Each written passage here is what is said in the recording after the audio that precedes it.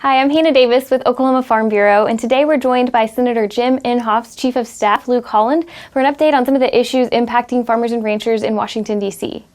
Luke, thanks so much for being with us today. Thanks so much, Hannah. It's great to see you. Yeah, it's great to be with you guys. Yeah, we appreciate you taking the time to visit with us. Absolutely. Any day with the Farm Bureau is a great day. For sure.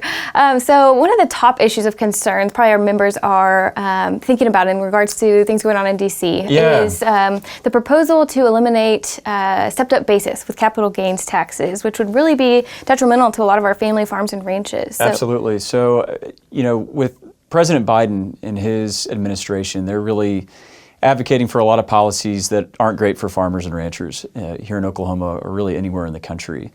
And one of the things that we're seeing is an assault really on multiple fronts. So one of it is on tax. So President Biden has proposed $6 trillion in new spending this year. Not a dollar of that is for defense, which is unfortunate. I know we all need to have a strong national security so that we can make sure we have the freedoms to grow food for our families and make sure that the nation has its food supply that we need. But the way that he wants to pay for all that spending is by really substantial tax increases that are terrible really across the board, whether it's for oil and gas, but especially for the agriculture industry, because one of the things that Jim has long advocated for is the total elimination of the death tax. And that's something that my family has had to deal with over the years. My grandfather grew up on a cotton farm just across the border, but came to Oklahoma as fast as he could. But when my grandparents passed away, there was a significant issue with passing on that land and the family farm to his daughter, my mom, and her sister, because of the cost basis issues. And so, at the time when they passed away, the exemption was very low, and so it was very easy to hit it. And so, during the Trump administration, we were able to fix a lot of those and improve that. But now Biden is trying to come after it again through the elimination of the step-up basis, and that's just going to be a massive tax hike for a lot of families when they're faced with the question of will they be able to keep their farm in their family's hands. And that's something that's so important to us, to Senator Inhofe, and he'll fight it with every fiber in his being. But it is definitely a threat. It's something that we need to be mindful of. It's easy for politicians to say that they're for farmers, but if they're not actually advocating for policies that are important to agriculture here in Oklahoma and elsewhere, then you have to put your money where your mouth is. And so one of the things that is so important in Washington right now is the filibuster, and ensuring that we have to continue to have 60 votes to pass legislation of substance. Tax is one of those things where sometimes you actually can, there's some procedural ways that you can pass tax increases or cuts with only a simple majority of votes in the Senate. And this is one of those things that if the Democrats really got organized and they put a big tax hike package together, this is something that could be included. And so the work that you guys are doing here at the Farm Bureau, both here in Oklahoma but also around the country, to make sure that our legislators know how important this issue is in particular to preserving the family farm here in America, that's the kind of advocacy that's going to make the difference and ensure that in the event that they are able to put a package like that together, it doesn't end up in it.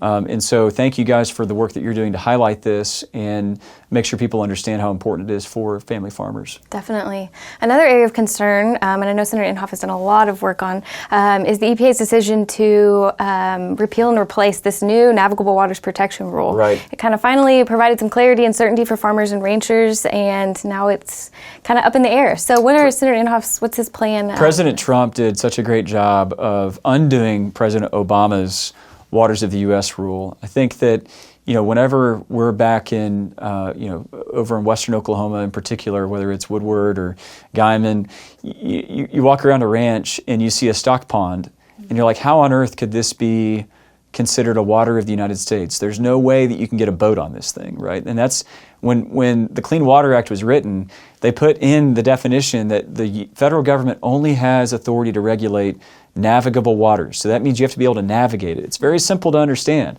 So when you think about a big river like the Mississippi, obviously you can put a barge on the Mississippi. There's a federal nexus there that they've taken.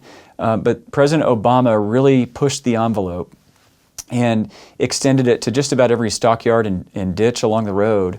so that the federal government would have control. And that's what we're seeing with President Biden now. It's really, we're seeing Obama 2.0. In fact, a lot of times when we're having conversations about what the administration is doing, people kind of slip and they say the Obama administration, because it just feels the exact same that it did before. And so he is advocating for the removal of the rule that President Trump signed into law, or approved, not signed into law, but it's a regulation, and is trying to go back to the efforts of the Obama administration to redefine it. So the good news is that takes a long time to do. It took President Trump nearly all 4 years to get that rule done, and it's a time-consuming process. Politically, I think it's very stupid of the president to go after farmers in the waters of the U.S. rule. There's not very many people who really, especially when you consider all the different environmental issues that are out there, it's just not a very politically smart thing to do. Whenever you go against the farmers, you lose. And so, certainly politically. And so we, again, on that issue, we're working through the appropriations process to put a rider in place that would block that rule from actually going into effect. It would preserve the Trump-era rule and keep it from being withdrawn. And so that's something that we're working to accomplish. But in the event that that time goes on and we're not able to put a rider like that in place, again, the advocacy that the Farm Bureau is doing to put pressure on members is the best thing that we can do to make sure that the administration doesn't, veer too far in the wrong direction on this. For sure. Another issue on the regulatory front, despite a lot of farmers and ranchers' voluntary conservation efforts, we're seeing an effort to relist the lesser prairie chicken as threatened or endangered, which really does impact farmers and ranchers. It really does. So I've, been working on this issue for a long time, and in fact, it's a funny story. There's a photo in my office of a lesser prairie chicken with a bazooka on its shoulder, because Congressman Lucas, we worked with him a few years ago. This was, I think, in 2014 or 2015, during the Obama administration, when they were trying to list the lesser prairie chicken back then. There was a big effort to delist and to block the listing of the sage grouse in some of the northern states. And so they had their sage grouse, we had our prairie chicken, and we had our burying beetle over in eastern Oklahoma, which we were able to fix that problem last year with President Trump's help. But the lesser prairie chicken, Congressman Lucas put an amendment onto the floor of the House on the defense bill that would have blocked the listing of the lesser prairie chicken. And the Democrats had this really funny chart on the floor with a prairie chicken with a bazooka on its shoulder, and it said national security threat, ? But at the end of the day, Lucas got that amendment passed, and it was put in place. It fell out of negotiations with the Senate when the Senate was doing its defense bill. But ultimately, what we saw there is the Obama administration pursued a listing of that bird, but they didn't take into consideration all of the conservation that the state of Oklahoma and all of our farmers were doing. And so the courts threw out the listing. So they did the listing as threatened, and then they totally, they tossed it out. They vacated the rule. And Oklahoma has done an incredible job, especially with our friends in the oil and gas industry. They've conserved, I think, they've raised over $60 million to conserve hundreds of thousands of acres for conservation purposes for the habitat of the prairie chicken. And consequently, we've seen the population of the bird double just in the last few years. And it just doesn't make any sense that you would have a bird or a population of any species double over the course of a few years, and then the administration, especially when there's state conservation going on, for the administration to then come in and regulate it through a threatened listing. It's even worse down in Texas because the southern part of the habitat of the bird is in the Permian Basin. And so the environmentalists have been trying to shut that down from oil and gas development and ranching development for a long time. And they're proposing a listing down there as endangered, which is even worse than threatened. So we're not quite as at risk here in Oklahoma of the worst possible scenario, but anytime you have an endangered species that's listed, whether it's threatened or otherwise, it just imposes a ton of additional regulations on, especially in western Oklahoma, farmers and ranchers who are just trying to go out there and make a living and provide food for the American people. And we just don't need more federal government involvement, whether it's on the Waters of the United States front or on the Endangered Species Act, to complicate the work that, it's hard work out there.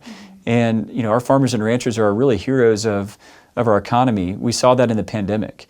It didn't take very long for people to remember how important it is that we grow our own food here in America when the pandemic struck and everyone was worried about whether there would be enough food to buy at the store. Right. And if there's ever been a time where we should be appreciative of what our farmers and ranchers are doing, it's right now, because having a free nation is dependent on having a secure food supply. And our folks, our farmers and ranchers here in Oklahoma are doing an amazing job of that. And so the fact that there are these risks now coming from Washington is something that Senator Inhofe is really pushing back with every fiber of his being. And on the environmental side, especially during the Obama administration, it really was the EPA that was the number one threat to our farmers and ranchers. And Senator Inhofe was the chairman of the EPW, Environment and Public Works Committee, that has oversight over the EPA. In fact, it was his former staffer, Andrew Wheeler, who ultimately became the EPA administrator during the Trump administration. Senator Inhofe had probably 14 or 15 former staffers, we called them the Inhofe Brigade, who went over to the EPA during the Trump administration to right the ship. And they made a ton of progress, but a lot of that's being eroded right now, and we're under assault again by the Biden administration. And so we have to remain vigilant. We have to keep fighting. We need the grassroots help, because that's what really makes the difference in other states where they don't understand the importance of agriculture. One thing that is a big issue that a lot of people don't know about right now is the threat that we're seeing to GPS. So Global Positioning System. Everybody knows what GPS is, and your members certainly understand the importance of GPS to precision agriculture. It improves the ability that you have to enhance your yields for wheat and cotton crops. For all these huge machines that you guys are operating are now GPS navigated to help ensure precision agriculture can happen. And it's an amazing development that's occurred over the last few years in the agriculture industry.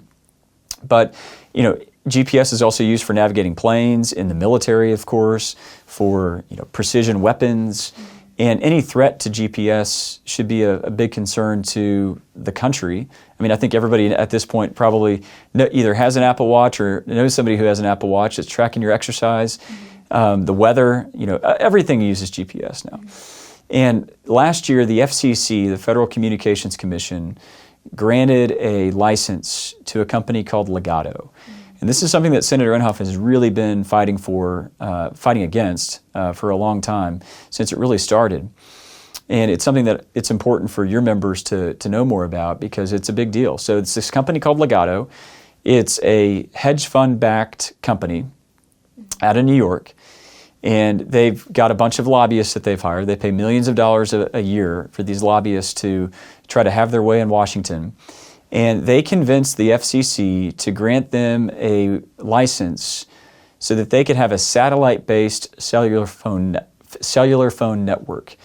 They say that it's all about 5G, and everyone wants 5G, and it's the next generation of cellular phones. It's going to be an amazing technology.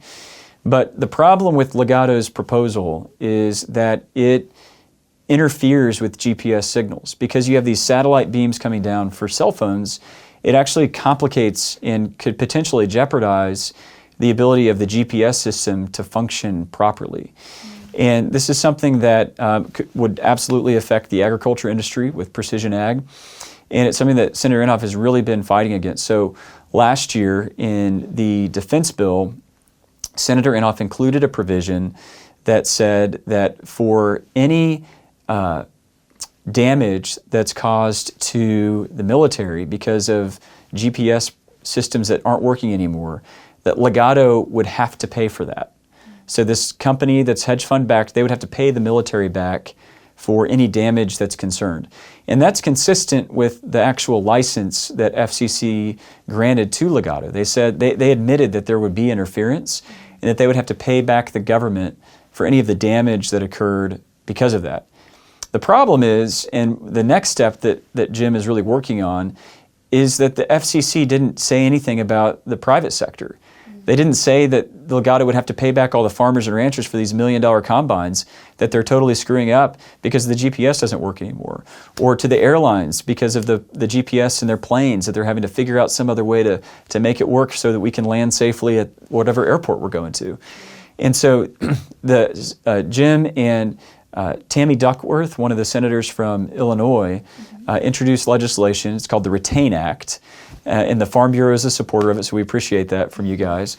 But it would require Legato to pay for any damages that are caused to farmers and ranchers, in addition to the rest of the private sector, should their plan and it actually go to fruition, it complicate the GPS system and make it not work anymore.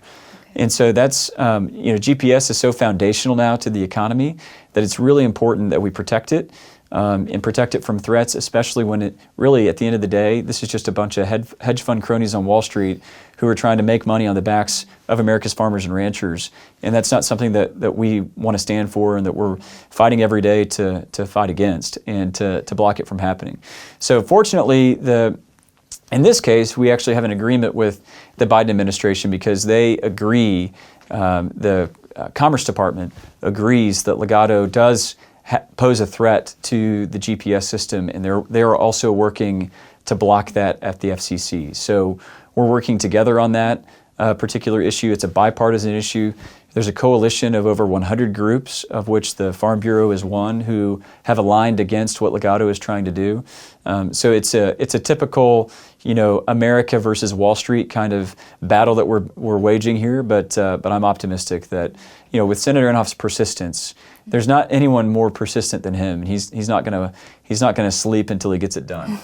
Well, we certainly appreciate all of your work on that. Our farmers and ranchers appreciate it for sure. Absolutely. Something kind of more on the state side, that's pretty recent news. Senator Inhofe has done some work.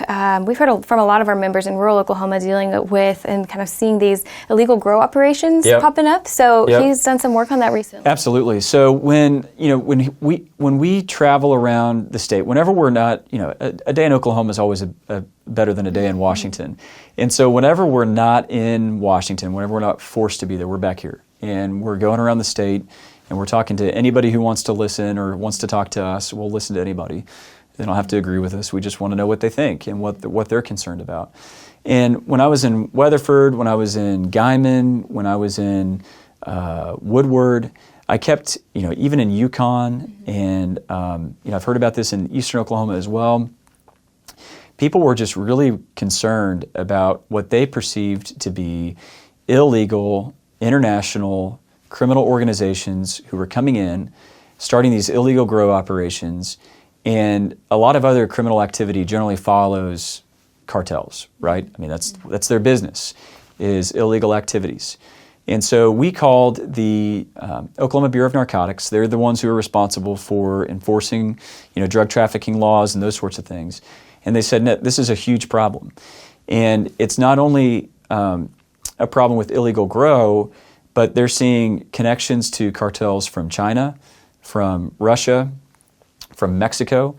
And they are bringing in human trafficking. They're bringing in money laundering, some weapons trafficking, in addition to drug trafficking. I mean, you think about fentanyl is a huge problem in Oklahoma and elsewhere. And whenever you face a drug trafficking problem, it always comes with all these other issues that are really concerning. And so they said that what they need and what they want to do is to stand up an organization within the Oklahoma Bureau of Narcotics that is explicitly and exclusively focused on finding these transnational organizations that are have infiltrated Oklahoma and bringing them to justice.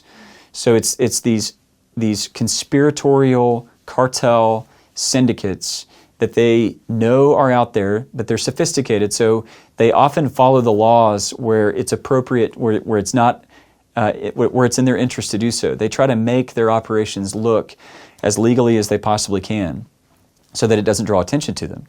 But it takes a much more sophisticated level of investigation to then go in and bring these guys to justice. Because, I grew up in Bartlesville, and I remember playing, with my friends in the yard and, in the streets, and we just didn't have to worry about anything. We didn't have to worry about crime. My parents didn't have to worry about crime.